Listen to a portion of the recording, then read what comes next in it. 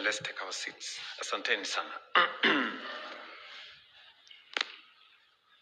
Your Excellency, Governors present, distinguished guests, ladies and gentlemen, I am pleased to join you today for the signing of the intergovernmental participation agreements on the implementation of the County Aggregation and Industrial Parks program between the national government and our counties. I sincerely thank our good friends, the Honorable Governors, for creating time to participate in this very important engagement, which reaffirms our shared commitment to economic transformation, industrial growth, and the creation of opportunities for all our people. I also wish to commend county governments for their continued partnership and cooperation in implementing this important national program. Today's ceremony marks yet another major milestone in our journey towards building a stronger, more productive, and more competitive economy. The signing of these agreements by 16 counties participating in this phase further strengthens the partnership between the national government and the county governments in driving industrialization at the grassroots. The County Aggregation and Industrial Parks program is one of the most consequential economic transformation initiatives under our bottom-up economic transformation agenda. Its objective is simple but far-reaching: to take industry closer to the people, unlock the productive potential of our counties, and ensure that every part of Kenya participates meaningfully in national growth and prosperity. Once operational, and in the coming weeks, I will be operationalizing many of them with the participation of counties. These industrial parks will significantly expand value addition to agricultural and natural resources at the county level, reduce post-harvest losses, create jobs for thousands of young people, expand market access for local products, attract private investment into manufacturing and agro-processing, strengthen exports, and enhance the competitiveness of our counties and, by extension, our country. This program is about moving Kenya from a consumption economy to a production economy. It is about empowering farmers, supporting manufacturers, strengthening local enterprise, and creating wealth where our people live. Ladies and gentlemen, I'm pleased to note that the national government has honored its commitment to this program by disbursing a total of 8.5 billion, comprising 250 million to each of the 34 participating counties, including the 16 counties targeted in this financial year. And as was said by Waziri Lee, the monies from our end for this financial year have been disbursed in full.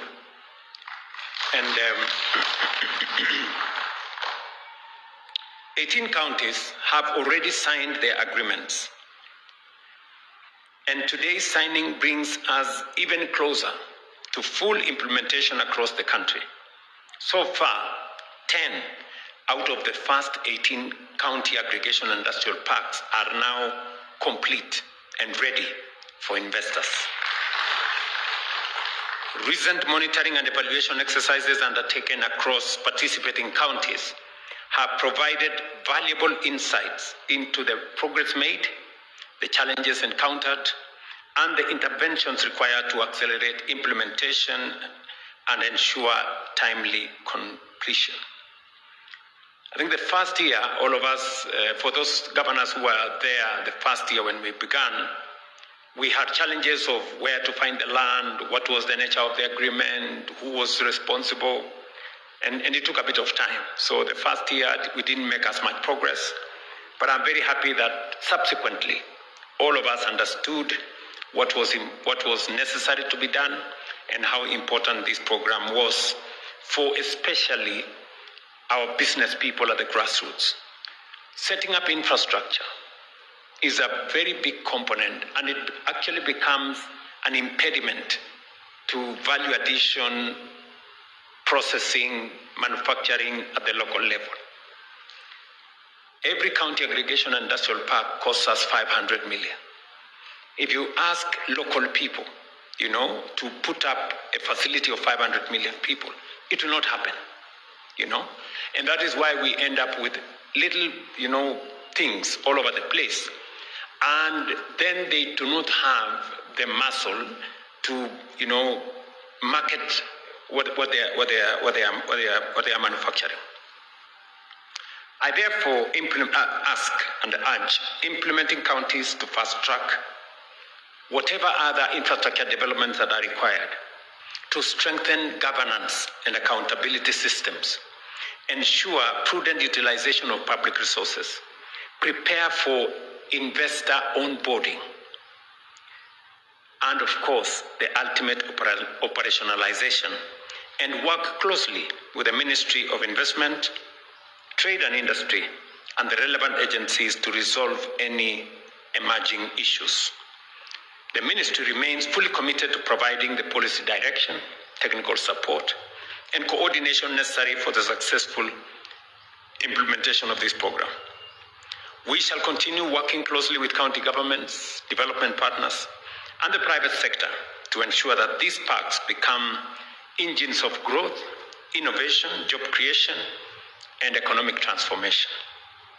Ladies and gentlemen, today's signing is more than an administrative exercise. It is a statement of our collective resolve to transform livelihoods, expand economic opportunity, create jobs, and build a more inclusive and prosperous Kenya.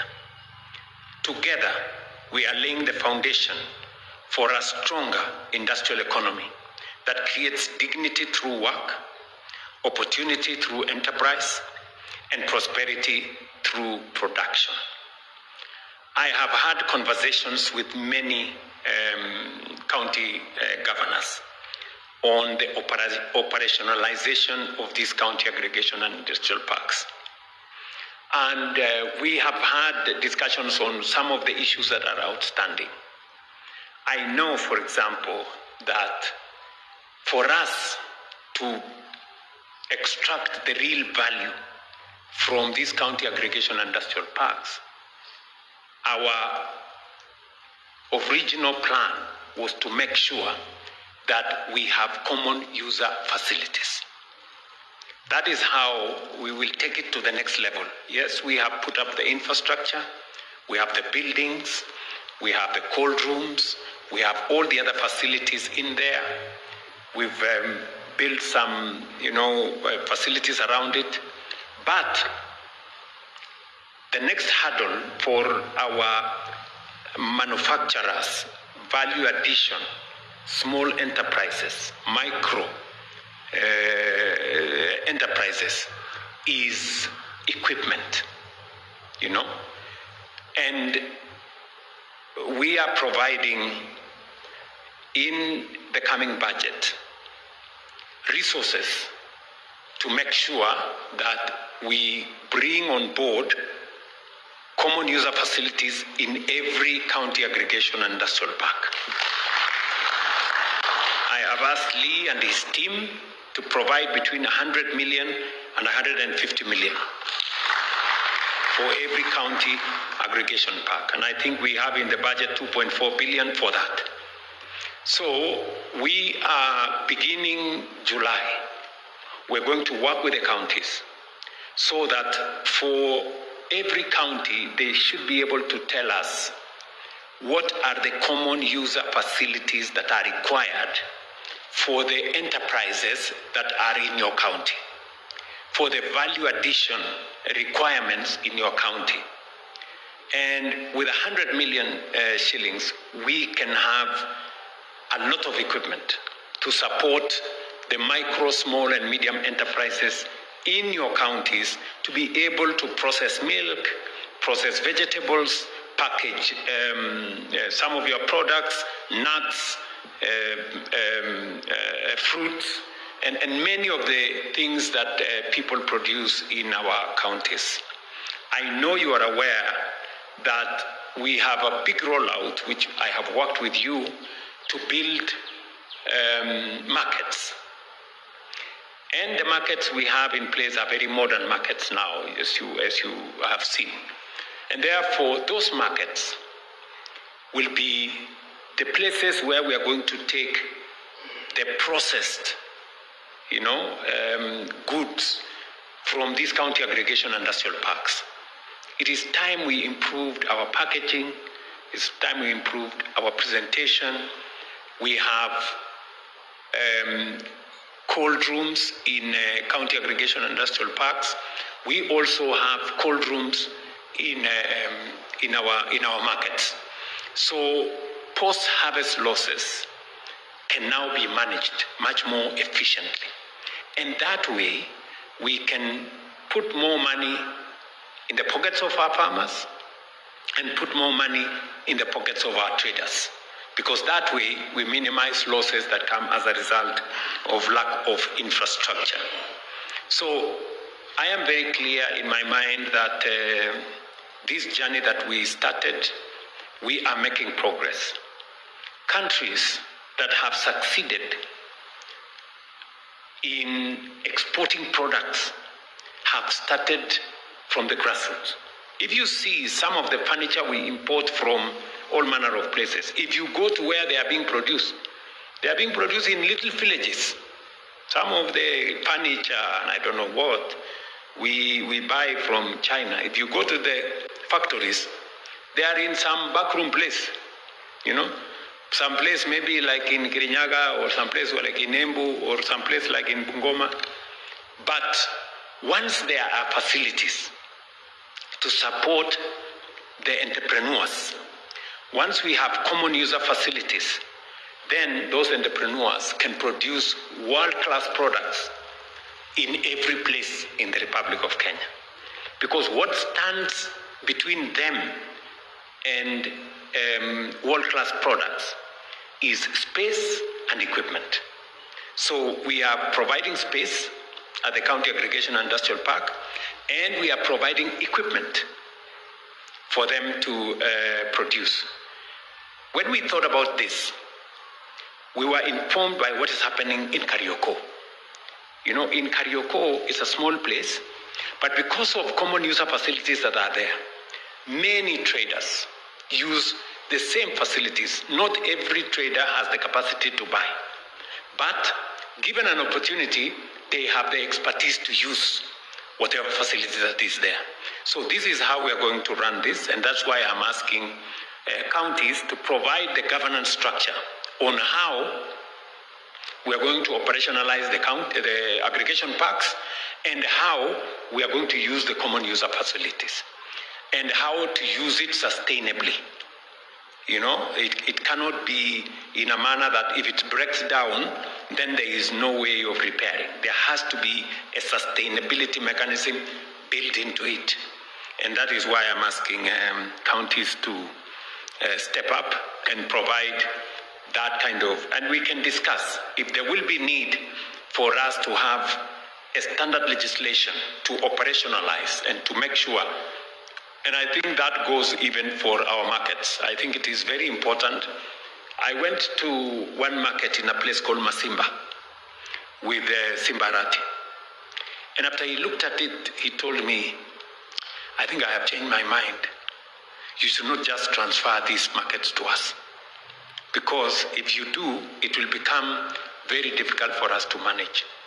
We might have to have a common position on how do we use these markets in a way that they are sustainable.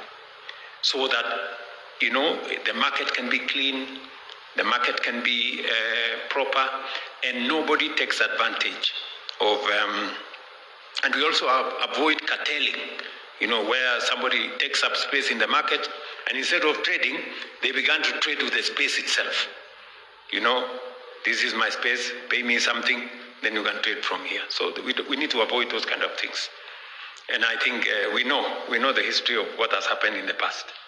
So we have to work at it together. So, good people, I am very proud. This afternoon is a great moment for us. And this is how national government and county government are supposed to be working. Really. I know we have finished on the big subject that was there on our bursaries. I hope now every county can disburse their bursaries because we have set up the framework to do that. This is not about boundaries of which government starts where and stops where. This is about service. It's about the people. And the people want to be served by government. And government is both national government and county government. And you have seen the tremendous progress we have made when we work together, when we create synergy. It's a win-win for both levels of government and more importantly, for the people. Because then we get to get stuff done without too much bureaucracy and too much start and stop. We make it seamless. So again, I know we have another function, again, which we are doing jointly on a very important subject about health. I know there are some outstanding manenos which we need to clear up on some of our other issues, but I am very confident that we have the goodwill to be able to sort out whatever other issues that are there. Thank you very much. Have a great afternoon.